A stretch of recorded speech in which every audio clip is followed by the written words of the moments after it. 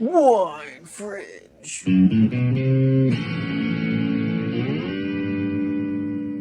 All right, welcome back to Wine Fridge. I'm Jake Blottinger with Jill Smedley. And today we're going to talk about a topic that hurts us both.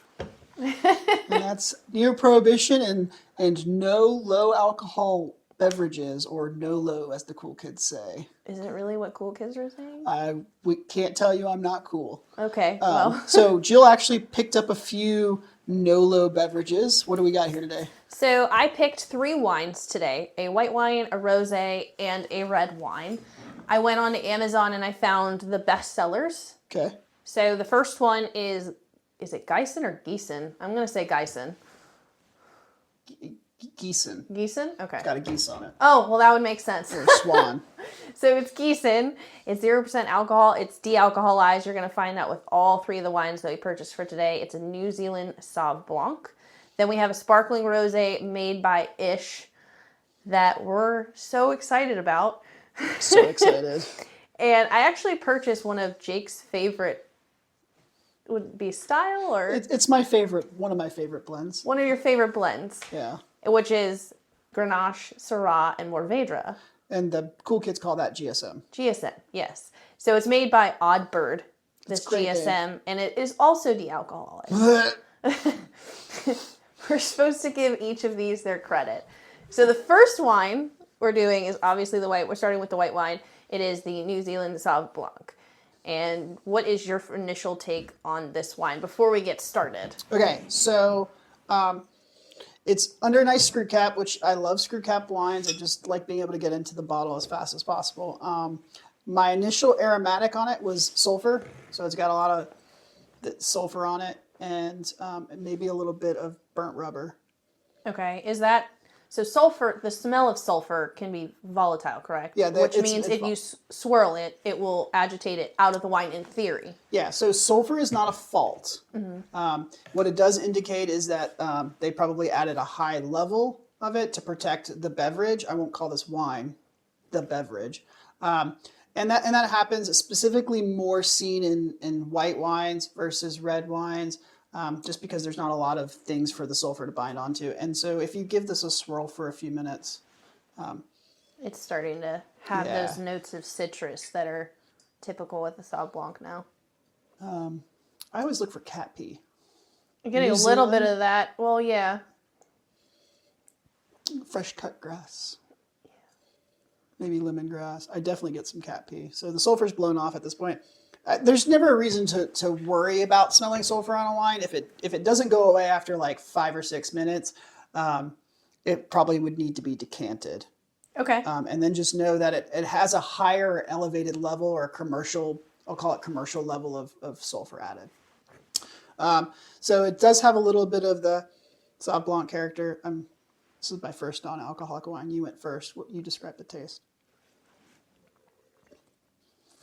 It's more tart than I was anticipating. Whew. 6% grape juice, 80% de-alcoholized New Zealand Sauvignon Blanc wine, poor wine, 14% de-alcoholized New Zealand white wine. So that's what the blend is, I suppose. Yeah. Not sure how I feel about that. But they did put the ingredients on. Which we always appreciate. Yeah, I like that. And it's just, New Zealand Sauvignon Blanc, New Zealand white wine, grape juice, sulfur dioxide, manufactured by the Geisen Group. Sorry if that's wrong, guys. And it's a product of New Zealand. It's got a nutritional facts, 45 calories per serving if you're into that. Yeah. Apparently, they recommend that this pairs with chicken, shellfish, and grilled vegetables. I'm going to pair that with... So we're talking about NOLO and Neoprohibition today. Jill? All right, so before we talk about Neoprohibition, we have to talk about Prohibition. And it's argued that Prohibition was a thing in the making for over 100 years. And it started... Are you going to make it? I'm trying to swallow it. It's fine. Historians argue that Prohibition was 100 years in the making. And it started in 1920 and lasted through 1933. I can't. You're going to have to talk now. Sorry, folks. This is a very interesting one. I'm surprised. To me, okay, nothing against them. They made an effort. It fell short for me.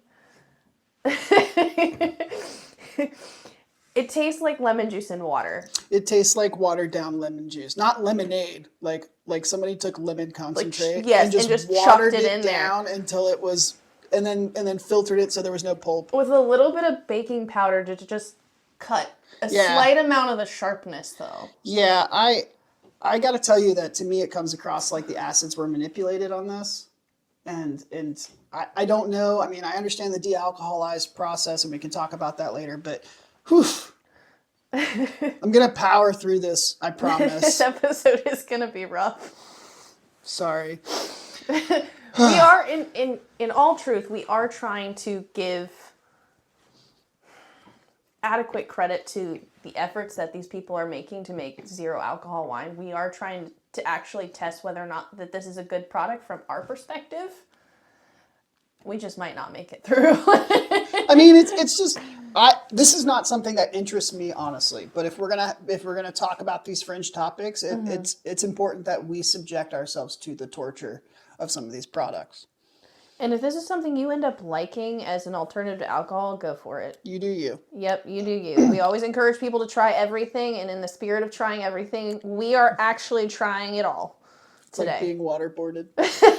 All right, so I don't think you should say. All right, Prohibition. Are we back to Prohibition? 100 years in the making, and what were some key things that led to Prohibition? So people weren't coming home, specifically men, weren't coming home to their families. That was the temperance movement. You have, more domestic disputes, domestic violence. Mm-hmm. People going hungry because spouses are spending money for alcohol instead of paying for your expenses. There are a lot of other things. And then there's a historian named Catherine Murdoch who claims that basically everything that led up to Prohibition was an if-then statement. Mm-hmm. And we just kept using this justification to then lead to Prohibition, right? So it's, if alcohol wasn't part of the picture, my husband wouldn't hit me. Right. If alcohol wasn't part of the picture, we'd be able to pay our bills. Mm-hmm. If alcohol wasn't part of the picture, insert whatever scenario. He would have got that job. Name any situation. Alcohol was put in, and then a negative result was added, right? Right. And we see that kind of movement into today as well. But I'll let you talk a little bit more about Prohibition as well. Yeah, so they get Congress to pass the law, and I'll keep it short. Mm-hmm. They got Congress to pass the law. They banned the production and sale of alcohol. Now there were ways to get around it. You could make it in your house. You could make it. You get it prescribed for you as medicinal purposes, and then you could use it for religious purposes. Now, what's important here is, and I've seen this explanation across multiple sources, and it when it's said so many times from so many different sources, there's some truth to it. But the government was actually at the time, to help reduce the amount of people that were still trying to skirt the law and drink, they would put chemicals in the medicinal alcohols that doctors were prescribing, and it resulted in tens of thousands of deaths. I didn't realize that. Yeah. Now, granted, I can't speak to that. I haven't looked too much into that, but multiple sources kind of say that there might be some truth to it. But that actually, when they started realizing that people were dying from the medicinal alcohol, they actually completely banned medicinal alcohol. So there might be truth to it.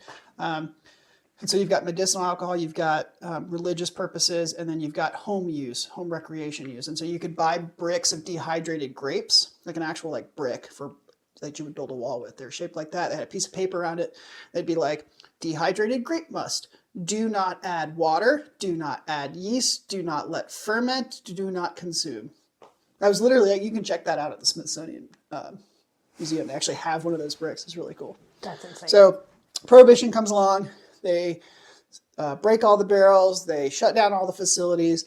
They burned winemaking journals and burned all the literature. All the literature behind. We lost so much history of winemaking. We lost grape varieties that we don't talk about. We lost so many grape varieties. I believe Mission grape is one of those that we lost. They just found it recently in Mexico, right? Right. Okay. So Prohibition goes on, and then we hit the Great Depression. And I always forget this fact that at the time, the president wanted to re-stimulate the economy. So that was also one of the reasons for getting rid of Prohibition. But also because Prohibition created that underground crime scene, money laundering, Al Capone comes around, NASCAR gets invented. Those things came out of Prohibition, and we suffered actually more than it helped. And I think the crime rate was the surprise to the Prohibition thing, because it was like, if we have this, then crime rates will go down. And instead, we had Prohibition, and crime rates increased at a level that we could not predict. So now we've got Neoprohibition. Oh. So we have, a good length of period. I can't even do the math. So 1933, so we're almost 100 years later. Yeah. So we're about 90 years, I guess, give or take. Yeah, sure, math. It's not like that's, you can't blame the wine. I'm not. And so now we're into Neoprohibition, and we get fielded for questions all the time. Jake, when are you going to produce a non-alcoholic beverage?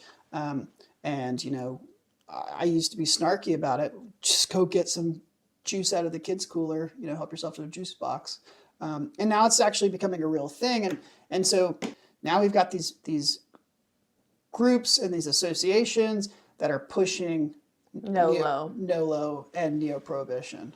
So we can talk about some other vehicles for Neoprohibition other than the NOLO alcohol. You have movements like Dry January or No Drink November. I heard there's something in October. They're just making something for everyone. They're trying to make something. It sounds almost like a game of Risk. How many months can we take over for dry?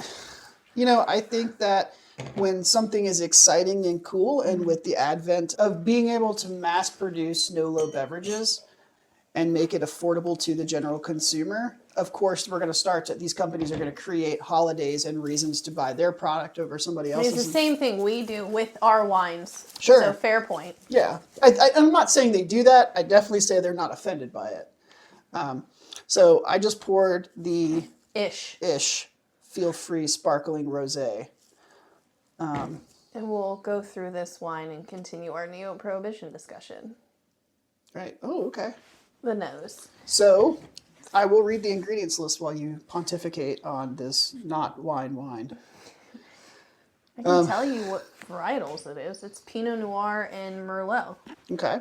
And I can tell you the ingredients. Oh, go for it. The ingredients list, which we appreciate, de-alcoholized wine, sad, rectified grape must, and then carbon dioxide and sulfites, which is a preservative. Thank you for clarifying that. I know what sulfur is, but I think consumers don't, and they need to start seeing that, like why sulfur is in a product. It's not going to harm you, I promise. So the thing that scared me when we were talking about this was the rectified grape must concentrate. Because you had never heard of that before. Never heard of that. And so I did this. I looked it up. Rectification is a thermal separation process for separating a homogeneous solution of two or more substances by repeated distillation or countercurrent distillation. Essentially, they're using a vacuum to keep the they're pulling a vacuum on grape juice or must so that they can lower the distillation point and distill it without burning the juice and creating caramel flavors or like that candied syrupy character. Okay. So that's what they're doing. And then they're fermenting that, and then they do the dealcoholization process, which is actually this same process. Okay. Just with cones and funnels. And then they break the wine up into different components, right? So they have like all the aromatics get captured, then all the alcohol volatilizes, and they capture that in separate vessels. And then what they're left with is just what looks like wine, and it's nothing. And if you taste it, it's essentially water. And then they add this substance that they've created, which is all the volatile compounds, the aromatics, and the flavors. They add that back. So you and I like to talk about manipulation in wine. Yeah, this is the ultimate manipulation. So Here's what bothers me about manipulation. You're taking away from the grapes. You're taking away from your terroir. You're taking away from the vision that person who owns that facility, that winery. You're taking away everything about that producer and why they matter in this organization. You take that away when you do this. This tastes. I guarantee you, this would taste nothing like if we just used the juice and the grapes to make wine. Yeah. It would taste nothing like this. That's my opinion. The nose on this for me is not great, but the flavor is actually okay. By comparison to the previous. So when you force carbonate something, you can create something called, or you do make something called carbonic acid. And it's just CO2 and the acid's kind of binding up. And so it adds more acid to the wine. And so when you work with CO2, you have to be cognizant of that because typically when you make sparkling wine, you're working with high acid varieties already. And then you force carbonate it. So this has wine characters.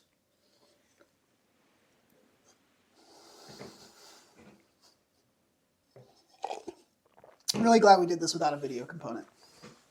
I really wanted to do spit takes for socials. Oof. All right. It smells like wine. It tastes like grapefruit. Like I get strawberry personally. okay, I can see It's that. like a watery strawberry sparkling, sparkling drink. I mean, I don't love this. I don't love it, but I don't hate it as much as the previous. Right. I think this wine is very interesting. If I was at a party and somebody poured this for me, I would stand by the bushes so I could spit into the bushes. I would say that about the first. This one I could probably get through. I would decline the first one and find somebody to take that glass. But better or worse than the previous variety? I don't know. I think the first one tasted very obviously manipulated. If you poured this for me and you didn't tell me what it was, I would probably stomach through it. I think it's worth. This is fun, right? So we're tasting something we've never tried before and that we have very low opinions on, and it's probably showing, and rightfully so at this point. Do you think the sparkling aspect of this wine hides the characters that are more predominant in the previous? Like forced carving, it almost distracts you from the flavors. Yeah, so there is one flavor in here that, we're talking about rectified grape must, but I'm tasting that caramelized, syrupy, candied fruit flavor. Does that make sense? Yeah. Like you've ever made like a raspberry compote I get that in this. In wine, that's not a bad thing per se, but it's not a good thing either, I would say. It means your fruit is over extracted, you had high bricks. Well, how can it not be over extracted? Over manipulate. No, it's definitely an over an extraction thing that occurs. You'll see that more like that. Some people like the term jammy, and in the right terms, things can be like jammy. But in like on a West Coast tasting, if you were to buy like commercial red wine at the grocery store that's from California, it's going to have that syrupy, blackberry, jammy like character. And I think this has a little bit of that. What's your take? I know you keep staring at those labels. Well, I did specifically pick these based on the label. And you can see a photo of it on our Instagram and on our Facebook as well. Honestly, I try to come at it from the perspective of what would a consumer be drawn to. Yeah. And that's what I sought out. Now, I can't say that this is actually fact or not, but it appeared that the white wines and the rosés were the most popular. There seemed to be far fewer reds, and if there were more reds, they were lower ranked on Amazon, so they were farther down the listing, right? This Odd Bird was one of the top red wines that came up, and also a bestseller. Right. So that's what drew me to these. Yeah, so good marketing drew you to these wines, and I mean, if you honestly, I like to buy wine for the label to see if the wine is actually as good as the label. I think the thing to take away from this is, or to ask actually, is could you mistake these for alcohol?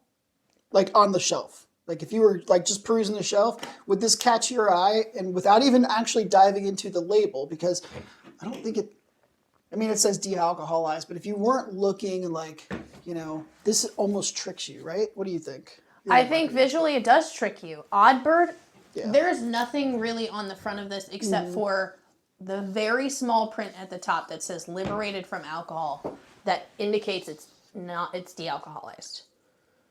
Everything else that's much larger, and it seems like almost the liberated from alcohol was an afterthought to distract you.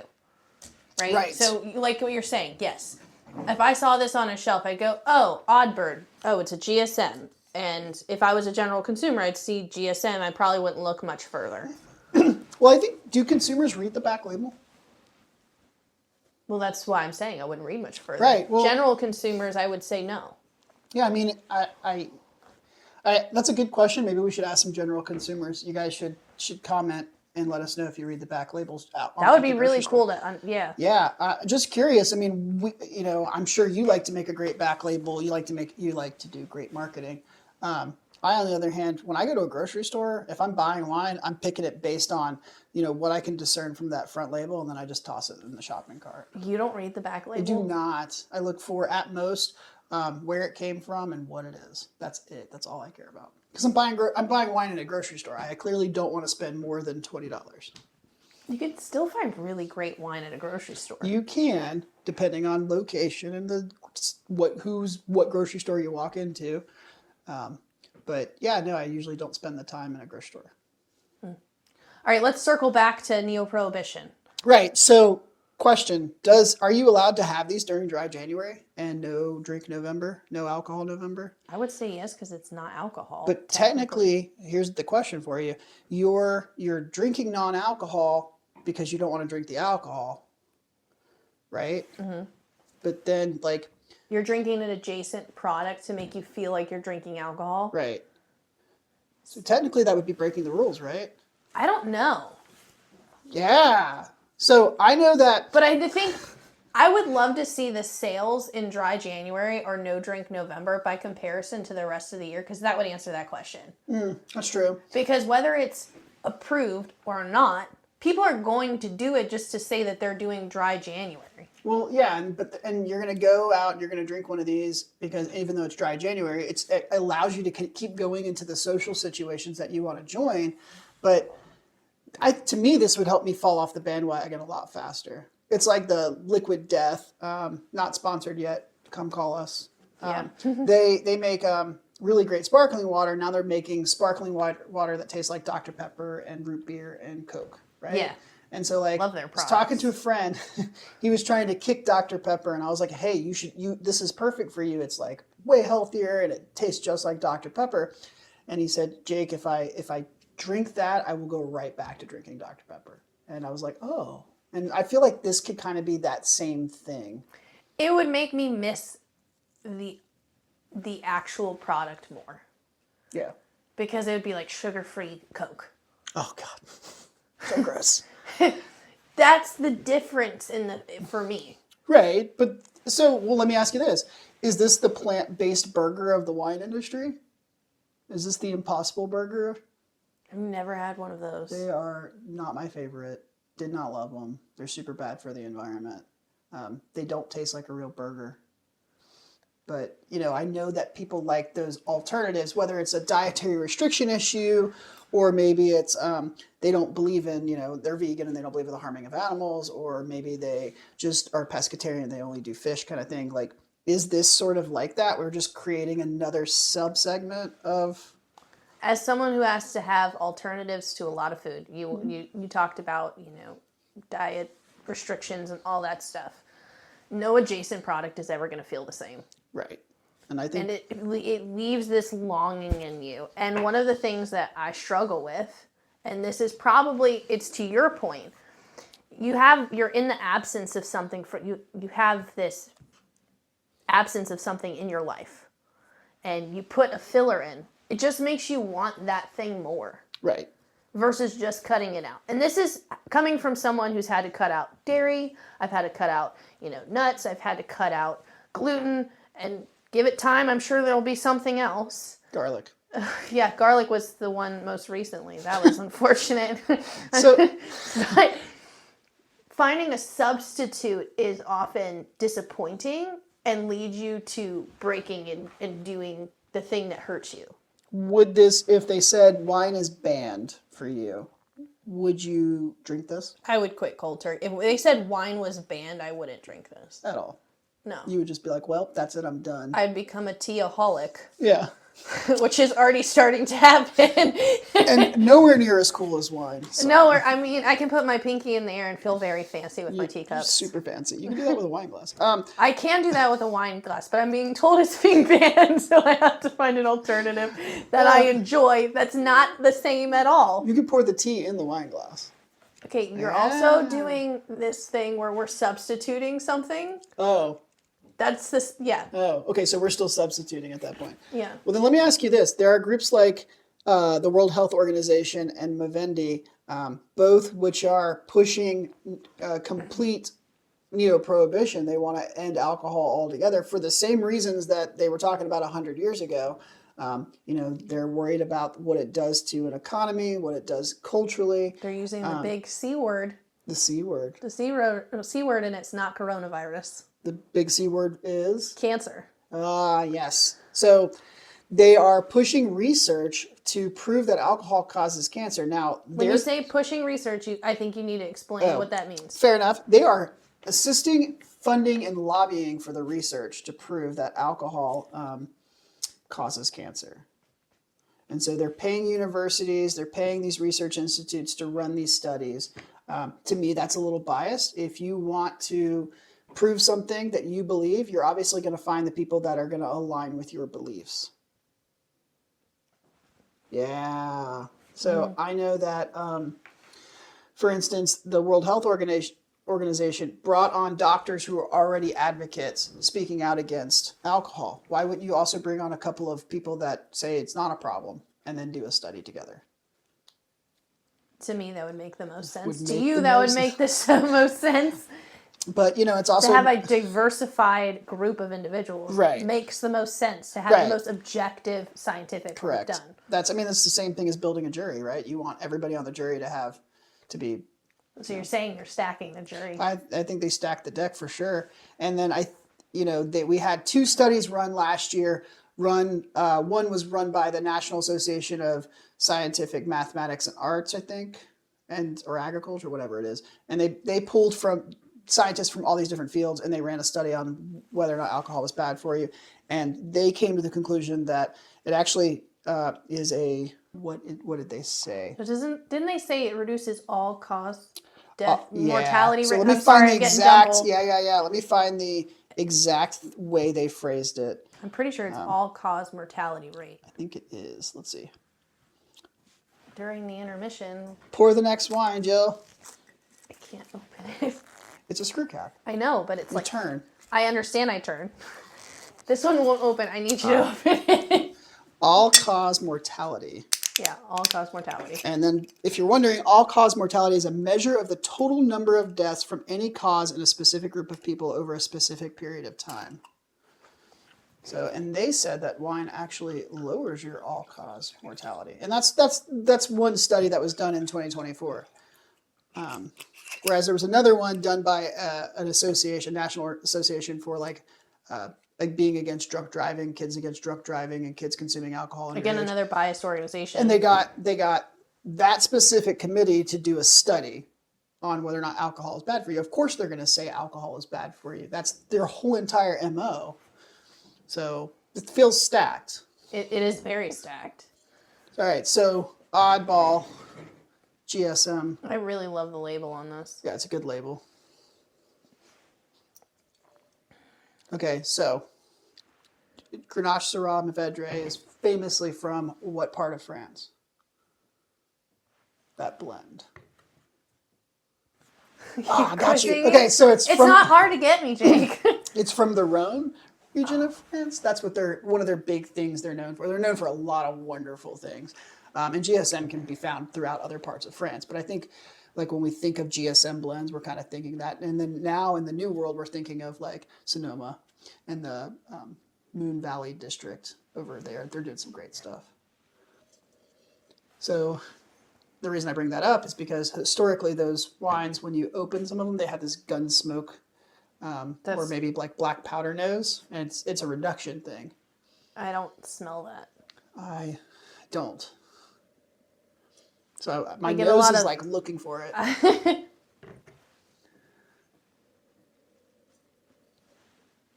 So what are you getting? I feel like I'm getting some blackberry. Yeah, I'd agree with that. And then maybe like a little bit of caramelized fruit. Yeah, I was going to say That's jam. syrupy. Yeah.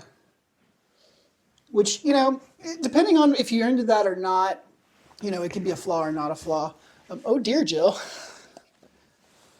For those who can't see, Jill, she is... I'm fine. She's fine.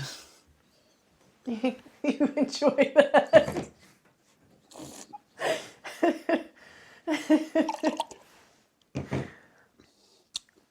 You know what this tastes like? Like somebody took blackberry and just smeared it on like overcooked bacon that's burnt. And then like put it on a graham cracker. Yeah. Like a stale graham cracker. Not like a fresh graham cracker out of you pop open the thing. I'll try it one more time. All right, we'll take a step back from that. We'll continue the discussion. So the Surgeon General comes back right at the end of the year and essentially says, hey, wine is linked to causing cancer. And then exited the room. And just dropped that bomb and didn't say how it was linked. How? Was there a correlation? Was there a direct link? Is there a relationship? There wasn't a distinction of what kind of link it was. It just says linked to cancer. Plenty of things are linked to cancer. Your electric car is linked to cancer. Breathing is linked to cancer. Exactly. Cell phones, holding them to your ear, linked to cancer. My grandmother would, when I got my first cell phone, she would get so upset if she saw me like holding it to my ear. She'd be like, that battery is going to cause you cancer. Cell phones cause cancer. And, breathing causes cancer. Depending on where you are in the world and what you're doing, where, you're probably inhaling something you shouldn't. But the point here that we're trying to make is like, you're linked to cancer or, cancer causing, like these are different words. There's some verbiage here that it needs to be defined. I know what could potentially be causing cancer in wine. And it's all the stuff we use.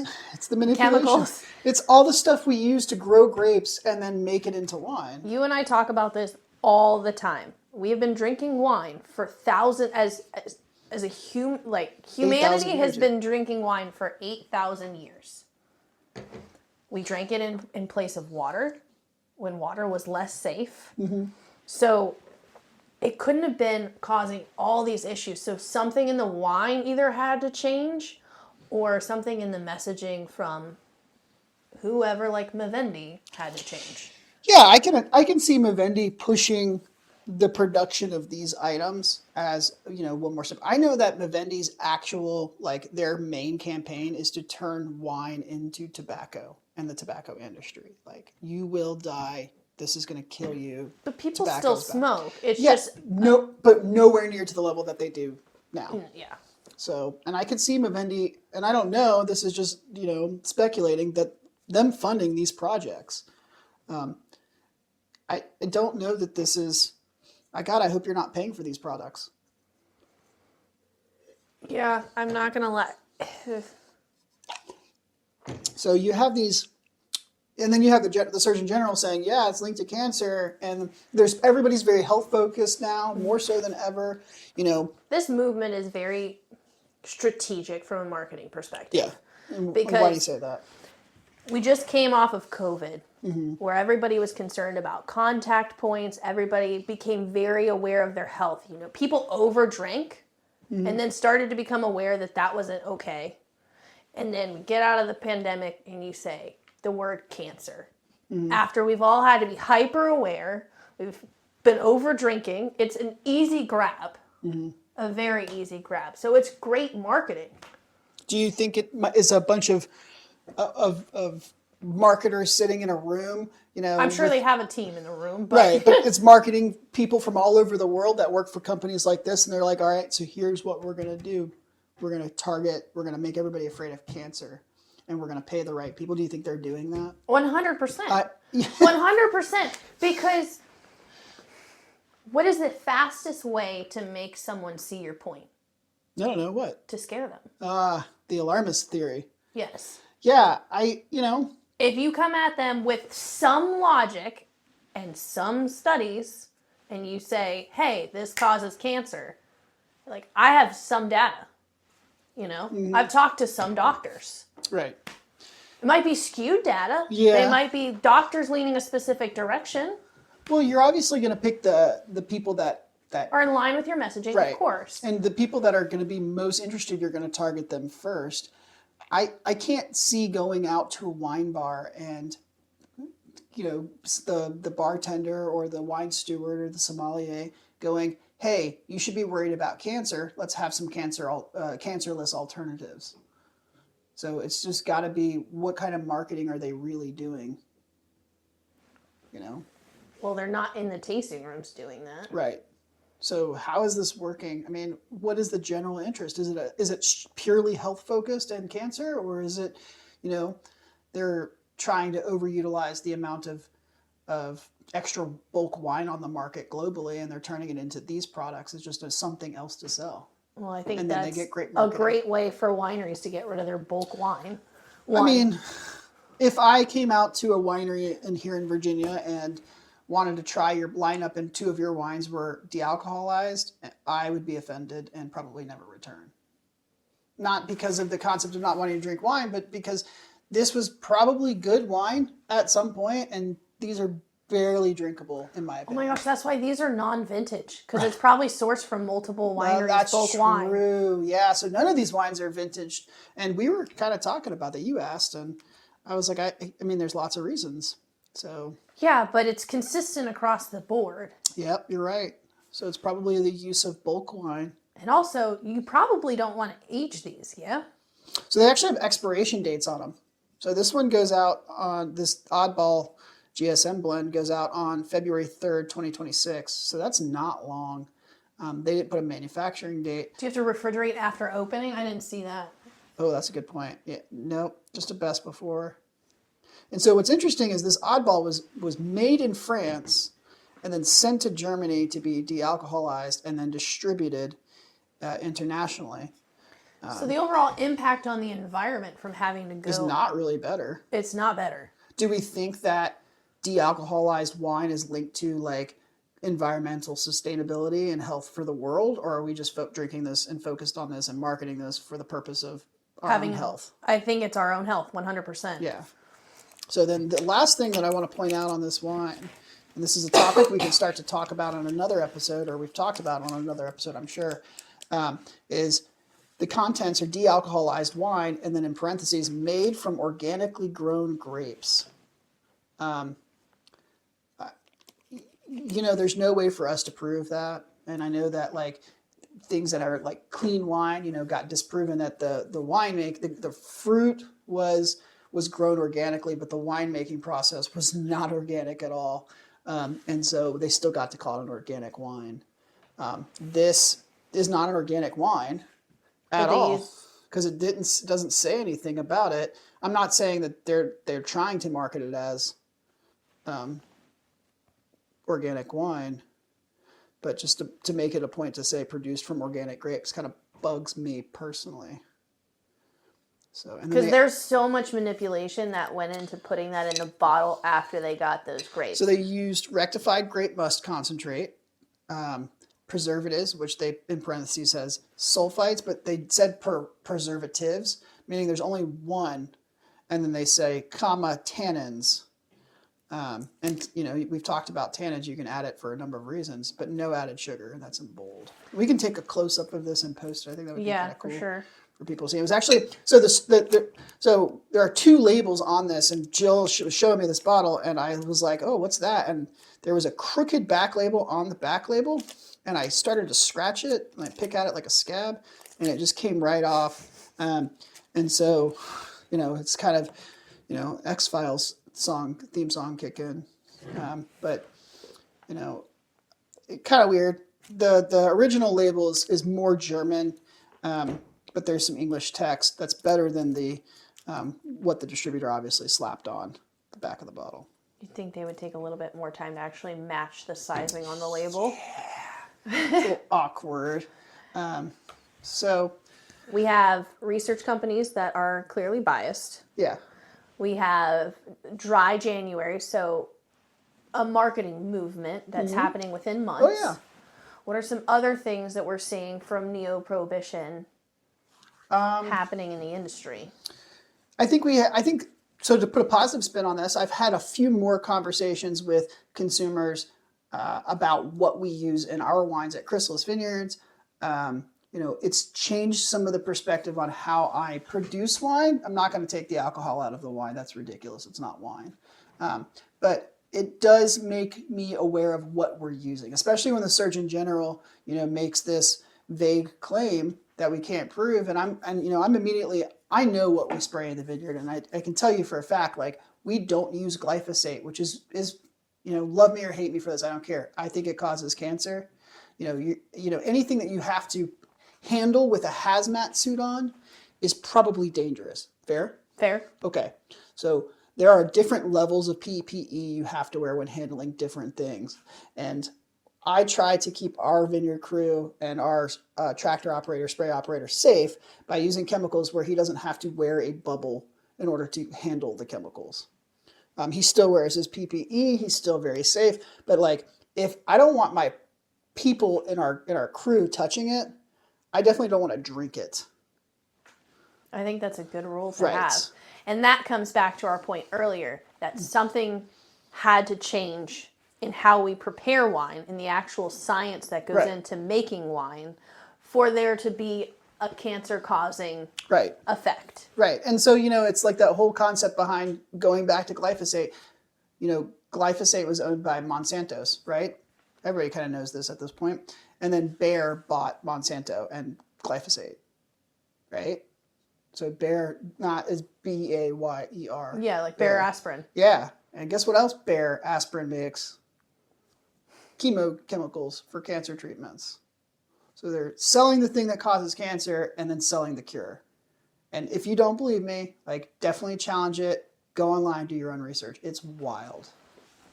So we get onto this topic, and the Surgeon General, maybe they were just thinking I'm on my way out. I gotta poke the bear one time and leave something for the next person to dive into. And maybe that's what they were going for. I'm not going to get political, but I think maybe that happens a lot in the world. Just think that it's a lot to drop that bomb and then walk out the door. I don't think that's fair. I don't, well, especially when there's, 2 studies come out. So, right. So the timeline, right. Vivendi's been at this for, what they claim is 180 years. Yeah. Right. And then they suddenly start to get popular. No dry January takes off. No alcohol November takes off. These products come out, which now that we think about it, makes a lot of sense that they're trying to use bulk wine on the market. It's really not about health concerns and having no alcohol wines. You have all of this, and then the 2 studies come out, one saying, alcohol is not going to be related to increased chances of dying, and then the other one saying alcohol is going to kill you, and then the Surgeon General warning going, it's linked to cancer. And you have all of this in a 5-year span?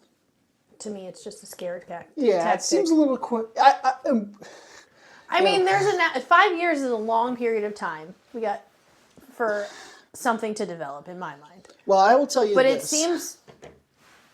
it seems in the past year it's gained a significant amount of traffic. Yeah, and then just like you said, forwarded by COVID and pushed with this cancer-causing thing. And, what's the reason behind all of this? Maybe people want everybody to be healthier. If this is what I have to drink to be healthier, I'm okay with my lifestyle. Yeah. But, let's talk about the other things. The wine is not good for you. You hear that on the news from time to time. I feel like every local news network, when they get bored, they pick that topic up. They're like, yeah, wine's not that good for you maybe, or, oh yeah, but they never actually follow the story and try to prove it. They just kind of mention it for 15 minutes, interview some random doctor at a local hospital. They're like, yeah, you shouldn't drink alcohol. But, you know. Is he an ER doctor in a college district? Probably. But, you know, what's good in wine? There are health benefits to wine. Anthocyanins. Anthocyanins. So, Antioxidants. Antioxidants. Resveratrol. I can never say it, but you've told me this before that I can. So resveratrol. Resveratrol. You have to have an insane amount of it for it actually to do anything. Apparently. I don't know that that's true. When I saw so that... the nominal amount that's in wine isn't actually going to do anything for you. Okay, so before we... Okay, so resveratrol. Now resveratrol. Resveratrol is linked to lowered inflammation and blood clotting, but overall studies are mixed. And I have a link for that. We can post that and share that. And you know, essentially what it's putting out is that it reduces some of the clogs in your arteries. That's the clogging. That's all it really kind of said. But in order to do that effectively, you would have to apparently drink it at an obnoxious amount. I don't know that that's true. I felt kind of like that study was talking off the cuff. It was just some guy on a podcast who was a health expert, but he was like a gym bro health expert. So kind of question those figures sometimes, especially when they're not a doctor or they have a research scientist background. They're just a health nut. You know, anthocyanins, you know, tannins, they're antioxidants. They reduce down and help with blood flow and inflammation. That has kind of been proven. We all know that antioxidants, same thing. We take vitamins every day, or we should. Find your Flintstone vitamins, go chew them up. But if we're going to eat healthy and we're going to be concerned about like making sure we exercise and that we get exposed to sunlight so that we can get all the sun rays into our skin and be a little healthier, we're going to take all these medicines to make ourselves feel better. Wine in this regard can be kind of seen like another way to take antioxidants and anthocyanins. And I think that's a health spin on it.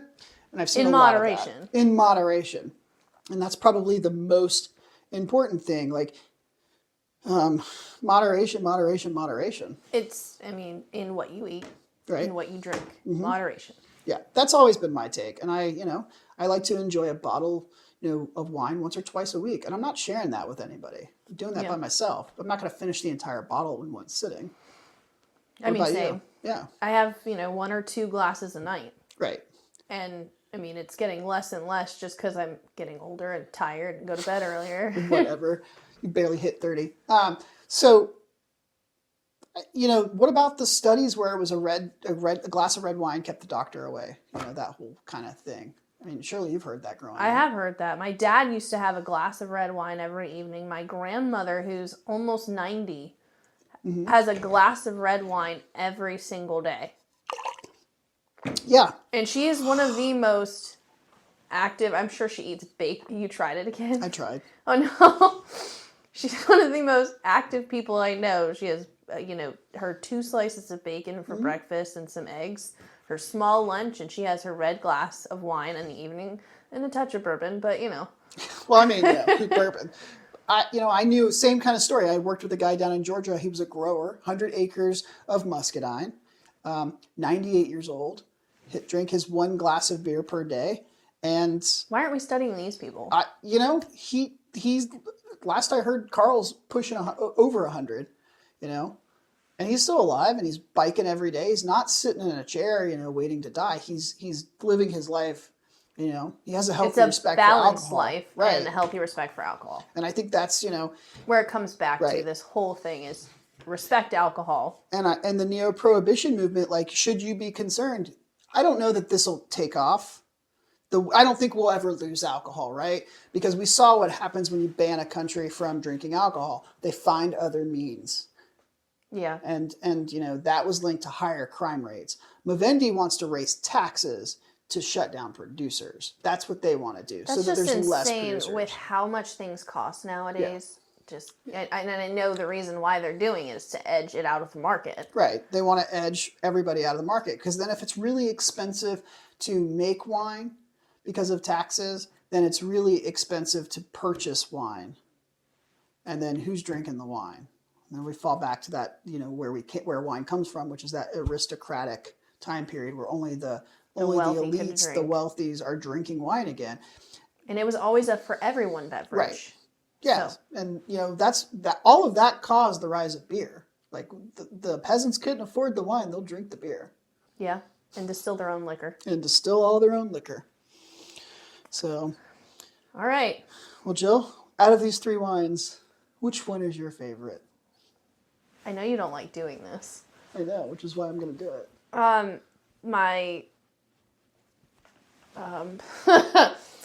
I think the one I like the best, and I use that in this topic, the best for the sake of saying which one's my favorite, is the rosé. Okay. You? I like the bacon jelly stale graham cracker one, the odd bird. It's okay. You really? Of these 3. I had a very visceral reaction to that was one. Great. Do you think you would continue to try Nolo, or is this now, like, these 3 examples finally killed it? No, the 3 examples didn't finally kill it. It's like, okay, my love-hate relationship with, like, a Traminette. Okay. I love wine enough to keep trying it, but it's not my favorite varietal, right? Well, this isn't wine, so you can't say that. I have friends and family that I want to support in what, if they are going to drink non-alcoholic wine, and I will keep trying it. If they say, hey, this is good, I know you like wine, I will try it. Okay. What about you? This says on the oddball, this is offensive to me. Oddball, GSM, all that stuff. Liberated from alcohol. Liberated from alcohol. Maybe we should lock it back up with alcohol. And on that, I am done on this topic. Thank you for joining us in Wine Fringe. Today's episode was Neoprohibition, and we will be back soon. With alcohol. Yes.